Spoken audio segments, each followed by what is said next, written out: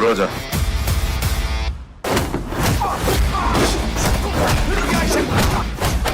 It's the fourth entry in the Roundup franchise, and Detective Ma and his team are back to investigate another murder. Where will that lead them?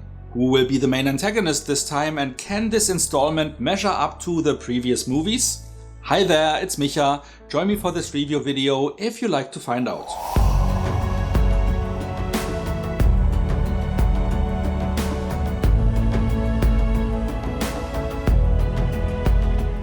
This time around the movie is so fresh that I can't even use Wikipedia's plot summary to jumpstart my brain, as it currently looks like a short press release auto-translated from Korean to English.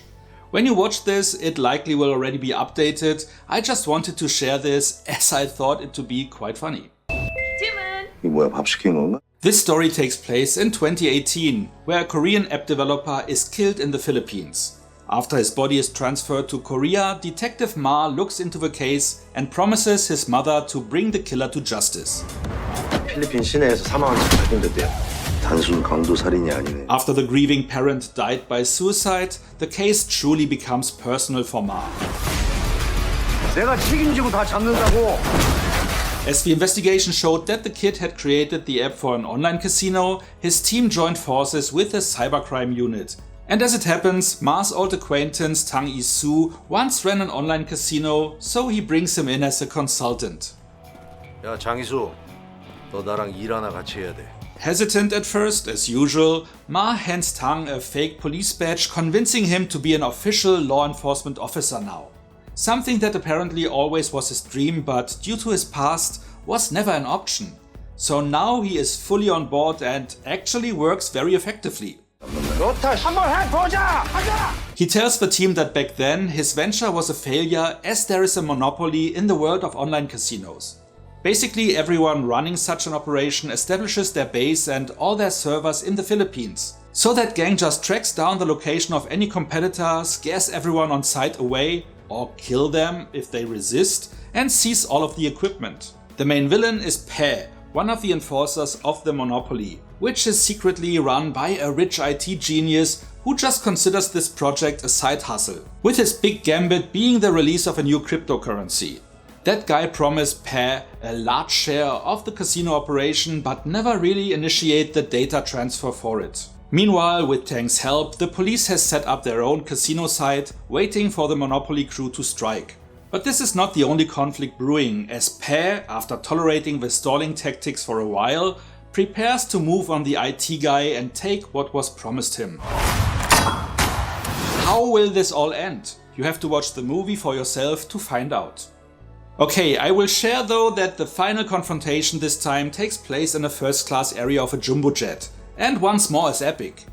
This is true for all the action, especially the martial arts scenes, as we are used to by now in this franchise. As always, most of the fighting is done by Ma Dong-seok, a.k.a. Don Lee, in his role as Detective Ma, a former boxer turned detective, and the guest villain, who this time is portrayed by Kim Woo-jol.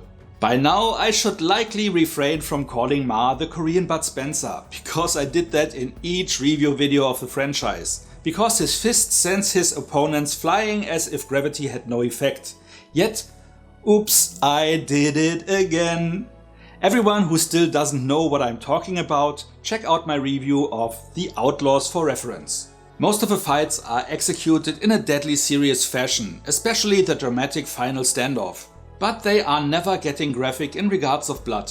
However, in those running gag moments where Ma slaps around his suspects, the mood is more comical to keep things light. And yes, be warned that this is happening in this franchise. If you are new to the series, this may shock you.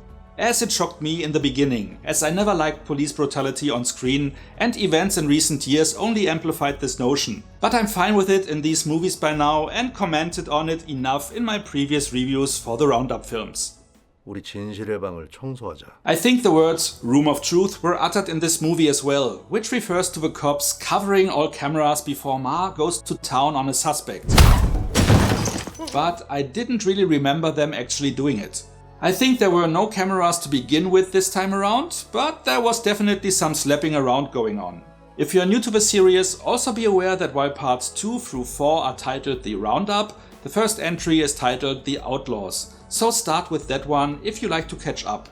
And my advice would be, get to it, as this franchise is highly entertaining. This is also true for this entry, which can score with fast-paced action that won't disappoint you.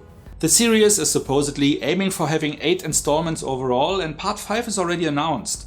Let's see if that one will also jump us forward in time again, as this one did us from 2015 to 2018. It was great to see that actor Park Ji-hwan had a larger part in his role as Tang this time around again, and I enjoyed the enthusiasm with which the character jumped into his law enforcement role. The dynamic between him and Ma was once again very funny. Tang eventually did find out that Ma tricked him, in a way that felt a bit unnecessarily mean, as Tang did a really good job supporting the police, and if he wants to be an official consultant or even an honorary cop, I think he really deserved it. I hope they lean more into that in the future, eventually giving him this task. That would make for a nice character arc and create a new dynamic. Fingers crossed. And with that being said, let's get to the rating. This was another enjoyable franchise entry. Funny, highly entertaining and action-packed, always keeping the balance between humor and seriousness. The acting was great, with especially Park Ji-hwan shining this time around. And due to him being back, I'm raising my rating for this chapter to 8.5 out of 10 again. So if you haven't watched this franchise yet, I repeat myself in saying, do it, what are you waiting for? That's it again. So what about you? Are you a fan of the franchise or just discovering it now? Have you already seen this newest chapter? Did you also enjoy Tang's larger part in this film? Whatever you like to share, let me know in the comments. And if you enjoyed this video, feel free to like, share or subscribe. So much for now, see you next time and thanks for watching. The main villain is Pe, one of the enforcers of the monopoly, which is secretly run by a rich IT genius. With his big gambit, how will this all end?